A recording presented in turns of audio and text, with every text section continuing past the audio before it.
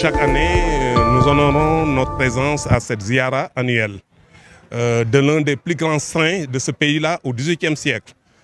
Je pense que si j'emprunte les propos de professeur Rawane, Matar Kala Dramé avait une université populaire au XVIIIe siècle où sont formés les plus grands érudits du Sine et du Saloum.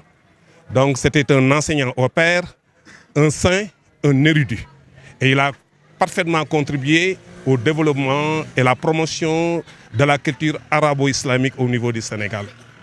Donc chaque année, ses petits-fils, derrière le calife de la famille, organisent à son honneur une ziara qui permet de raffermir les liens de parenté entre les membres de cette famille et les talibés qui tournent autour de cette très grande famille. La particularité de Matar Kala Dramé, c'est qu'aujourd'hui, dans les différentes familles, que ce soit la famille spirituelle de Tivaouane, que ce soit la famille de Touba, ses petits-fils comptent.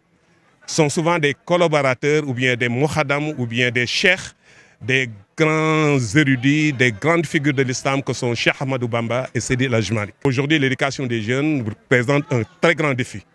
Et maintenant, la ziara permet quand même de se rappeler de toutes ces valeurs-là qui étaient fondamentales dans l'éducation, dans le tarbiya de nos grands-pères.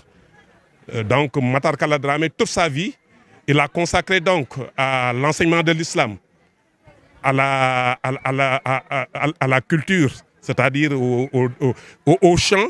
Il cultivait tout ce qu'il utilisait pour ses talibés et pour sa famille. Et maintenant, il donnait son savoir, il distillait son savoir, il formait des érudits. Et il en a énormément formé. Vous savez, on dit qu'il a 12 enfants. Tous les 12 enfants sont des Hafizul Quran, c'est-à-dire qu'ils maîtrisaient parfaitement le Coran.